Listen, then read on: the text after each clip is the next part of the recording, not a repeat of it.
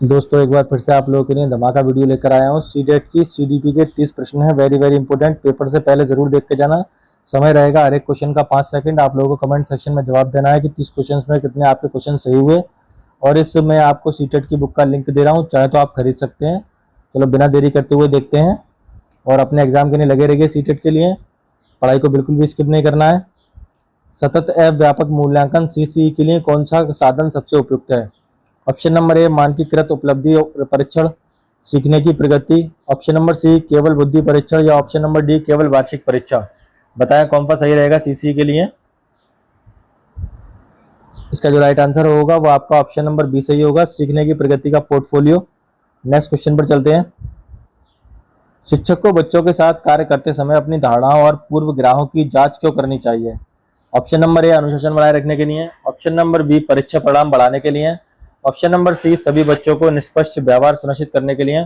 Option number D पाठ्यक्रम कम करने के लिए। बताएं सही आंसर क्या होगा। इसका right answer option number C सही होगा, सभी बच्चों के प्रति निष्पक्ष व्यवहार सुनिश्चित करने के लिए। नेक्स्ट क्वेश्चन पर चलते हैं। यदि कोई बच्चा गणित में कम अंक आने पर कहता है कि मुझ में संख्याओं की समझ नहीं है, तो वह अपनी असफलता का कारण किसे मान रहा है? बाहरी परिस्थिति, ऑप्शन नंबर ए प्रयास, आंतरिक क्षमता या फिर भाग्य।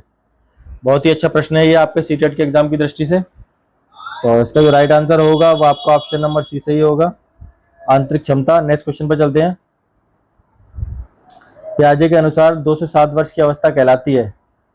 ऑप्शन नंबर ए संवेदीगामक, पूर्व संक्रियात्मक, मूर्त संक्रियात्मक या फिर औपचारिक संक्रियात्मक। बताएं सही answer. Option number B.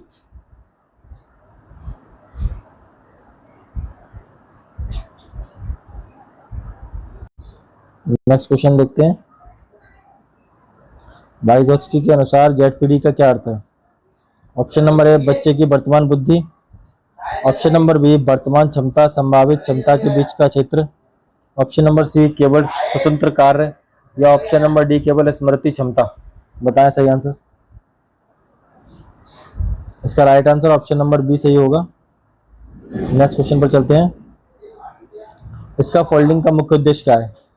Option number A बच्चों को हमेशा शिक्षक पर निर्भर रखना। ऑप्शन नंबर बी सीखने में अस्थायी सहायता देना। ऑप्शन नंबर सी केवल गृह कार्य करवाना या ऑप्शन नंबर डी परीक्षा लेना। बताएं सही आंसर। इसका right answer option number B होगा, इसका फोल्डिंग। नेक्स्ट क्वेश्चन पर चलते हैं। बाल केंद्रित शिक्षा में शिक्षक की भूमिका होती है नियंत्रक की, व्याख्याता की, सुविधादाता या फिर परामर्श की। बताएं सही आंसर। इसका right answer option number C सही होगा, सुविधादाता। इसको हम फैसिलिटेटर कहते हैं इंग्लिश में।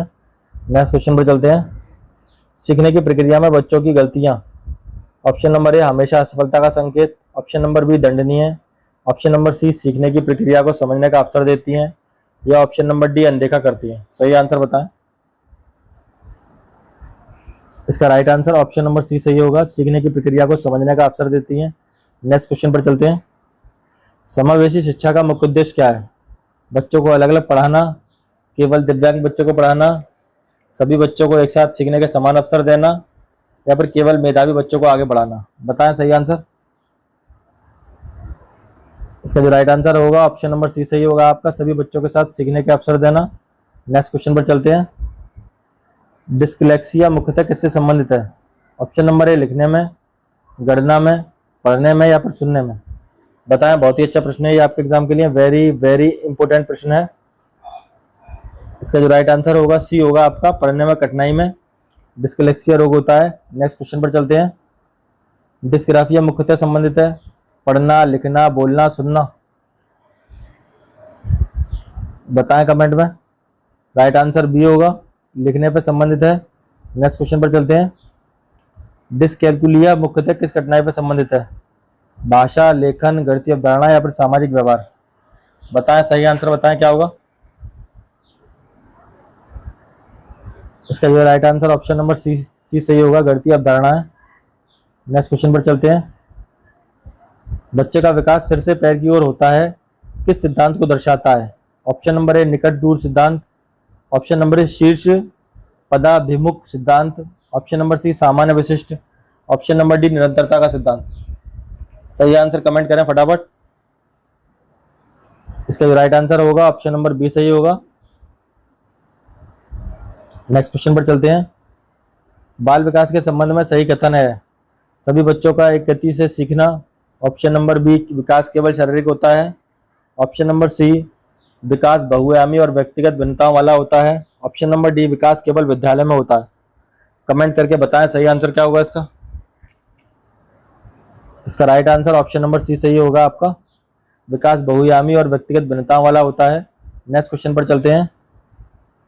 पियाजे के अनुसार संरक्षण की समझ किस अवस्था में होती है। ऑप्शन नंबर ए संवेदीगामक अवस्था। ऑप्शन नंबर बी पूर्व संक्रियात्मक अवस्था। ऑप्शन नंबर सी मूर्त संक्रियात्मक अवस्था। ऑप्शन नंबर डी औपचारिक संक्रियात्मक अवस्था। बताएं सही आंसर। इसका right answer option number C सही होगा, मूर्त संक्रियात्मक अवस्था। नेक्स्ट क्वेश्चन पर चलते हैं।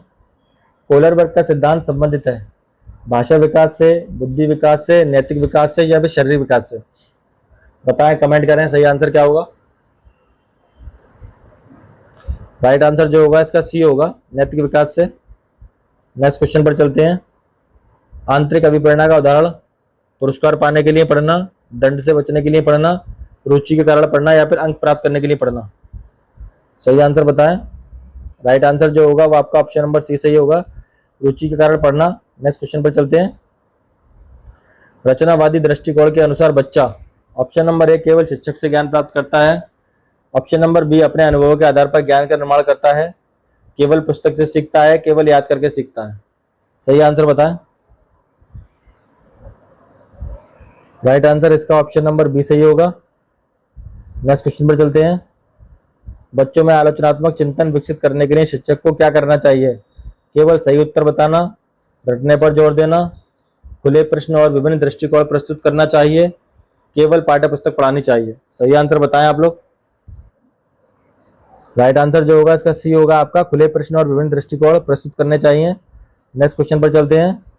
बुद्धि के बारे में आधुनिक दृष्टिकोण यह मानता है कि ऑप्शन नंबर ए बुद्धि स्थिर होती है, केवल IQ की क्षमता बताता है, व्यक्तियों में विभिन्न प्रकार की क्षमताएं हो सकती हैं, या फिर डी बुद्धि केवल आनुवंशिक होती है। बताएं सही आंसर। इसका राइट आंसर जो होगा वो आपका ऑप्शन नंबर सी सही होगा, व्यक्तियों में विभिन्न प्रकार की क्षमताएं हो सकती हैं। नेक्स्ट क्वेश्चन पर चलते हैं। गार्डनर का सिद्धांत संबंधित है नैतिक विकास, बहुबुद्धि, संज्ञानात्मक या फिर मनोसामाजिक सिद्धांत। बताएं सही आंसर क्या होगा, कमेंट करें फटाफट। राइट आंसर बी होगा, बहुबुद्धि सिद्धांत से जुड़े हुए हैं गार्डनर। नेक्स्ट क्वेश्चन पर चलते हैं। सामाजिक सांस्कृतिक सिद्धांत के प्रमुख प्रतिपादक पियाजे, स्किनर, वाइगोत्स्की, कोहलरबर्ग। कमेंट करें फटाफट।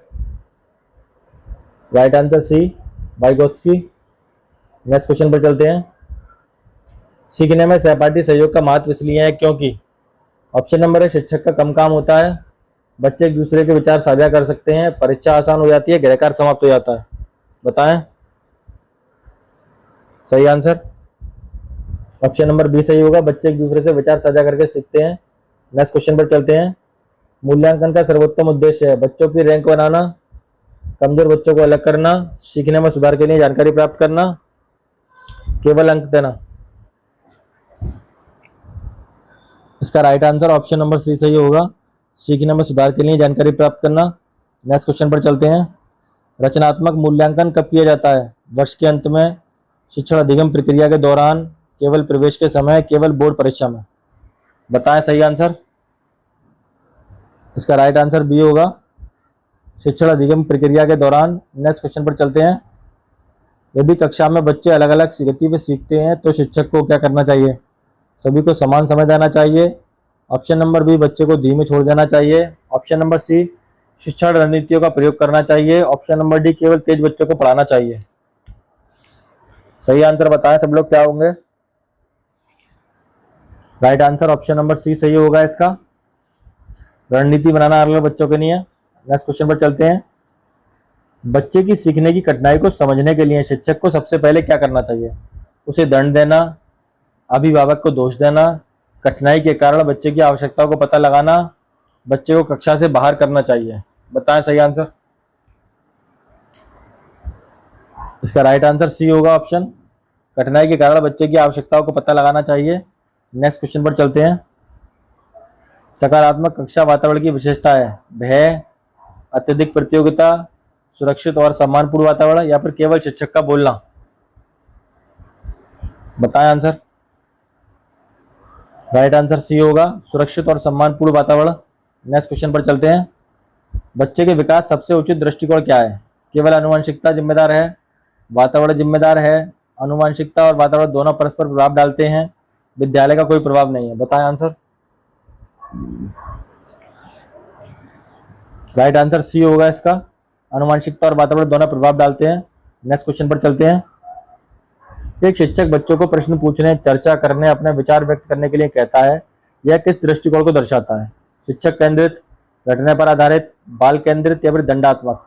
सही आंसर बताएं आप सभी लोग। इसका जो राइट आंसर होगा सी होगा, बाल केंद्रित और रचनावादी।